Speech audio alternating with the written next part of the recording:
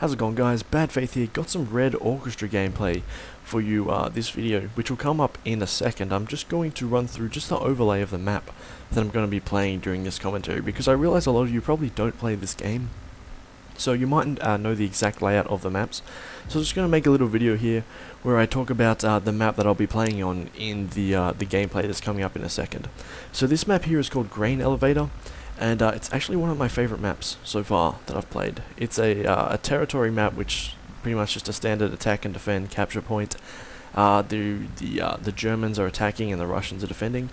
And for the gameplay, I'll be using the German team. And so the Germans will spawn here in this burnt out building. And the first capture point they'll seek to capture is the gatehouse, which is this long structure just here. And so this one usually falls pretty fast, and you'll see during the gameplay that this one falls almost instantly. And so the second capture point is this first building here, this tall one, the conveyor building. And yeah, this one does take this one is more of a struggle just because there's this big open ground here, which pretty much just allows the Russians, either sitting up in the conveyor tower or in the grain elevator behind it, to easily like pick off any players attempting to move through the open ground. But it of course presents an opportunity to move across the side of the map here and flank the conveyor tower from around the back of the construction site just here. So there is a fair few opportunities to flank in this map, which is one of the reasons why I really love it.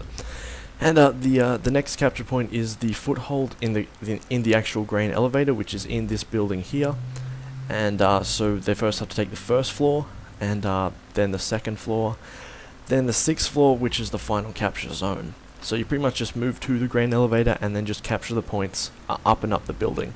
And when you're actually attacking the grain elevator, you can take this pipe here from the conveyor tower to the grain elevator.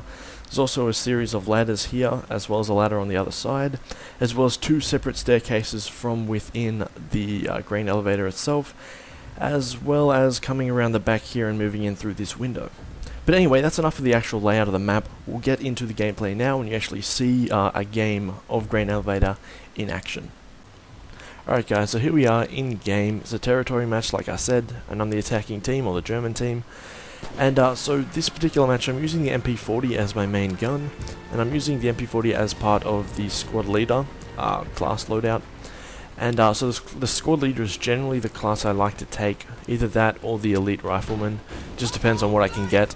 Like I said last Red Orchestra video, there are limited numbers of how many people can play each class in each map. So if I can get the better classes, I of course take them.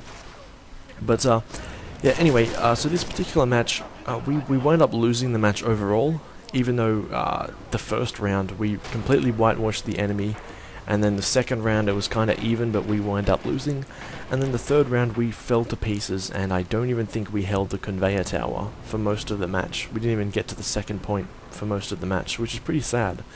So yeah, I'm not entirely sure what happened to our team, but yeah, it all just fell to pieces in the last two rounds. So I have just kind of cut and pasted bits of the gameplay together, just to kind of make like a highlights reel of my gameplay from the 3 rounds. Although I don't think I put in any of the third round gameplay in it, just because our team was just playing so bad and getting shot very quickly after spawning. So I think I just got rid of all of that, in fact. But anyway, back to talking about my gun. I'm using the MP40, like I said, and I actually really like the MP40 in this game. I actually go out of my way to make sure I'm on the German team, or the Axis team, just so I can use this gun as opposed to the Russian submachine gun, which is the, I think, PPSH-41. I'm not entirely sure on the name. I think I got that correct though. Anyway, so the difference between the MP40 and the PPSH-41 is that the PPSH-41, this is going to be confusing to keep talking like this, so the Russian gun, or the PPSH-41, has a lot higher fire rate, so it'll just shoot incredibly quickly in comparison to the MP40, and I really don't like that about the gun. Accuracy in this game is pretty poor for most of the guns, and it does become a hassle if you have a really fast firing gun to hit people at sort of mid to long range. So if I was using the Russian gun, I'd have to use a lot more bullets to hit those last 2 kills I got. Probably would have been quite difficult with the Russian gun. So I do like to make sure I am playing on the Axis team, just so I can play specifically with the MP40. But anyway, moving on to moving somewhere to talking about the class I'm using, which is a squad leader. So what the squad leader gets is pretty much his choice of an assault rifle, a submachine gun, or a rifle. And he also gets 2 frag grenades, a smoke grenade, and some binoculars to mark artillery targets for the squad commander to call them in.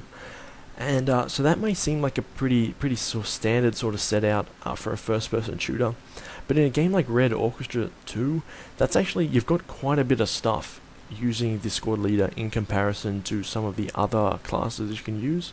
So the rifleman will just have just a rifle and a pistol, and the assault class will just have a submachine gun and a grenade.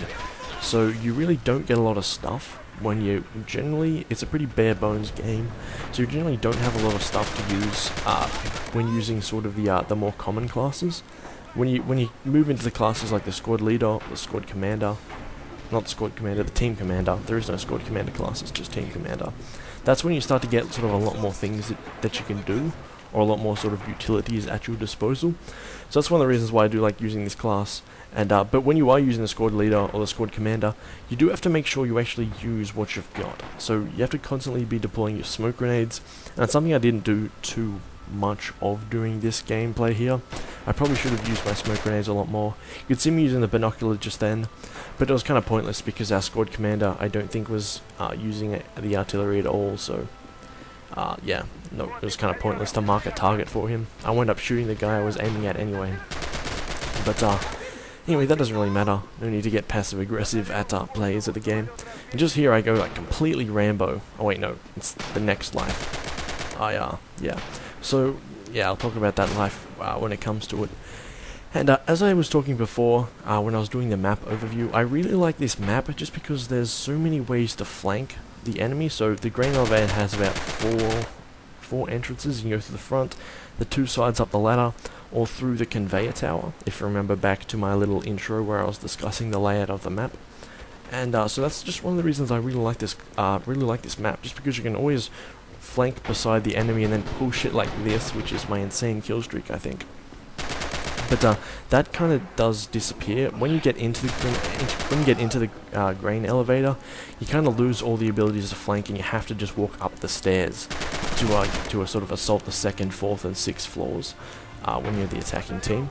So it's good for like the first half of the as the map progresses. The first half is really fun, and the second just becomes kind of grindy as you have to just sort of just get shot by the defender sort of over and over and over again. But anyway, I still really do like the map. And so that was the end of my little kill streak there. So that's the end of the match. We lost 2-1, unfortunately. I did get the most kill points out of everyone on the map, which is really good. There's the score. But anyway, guys, thanks for watching my second Red Orchestra video. I hope you enjoyed this one. I'll probably be doing more of these in the future if you guys like it. But anyway, thanks for watching. I'm living in bad faith. I'll see you next time.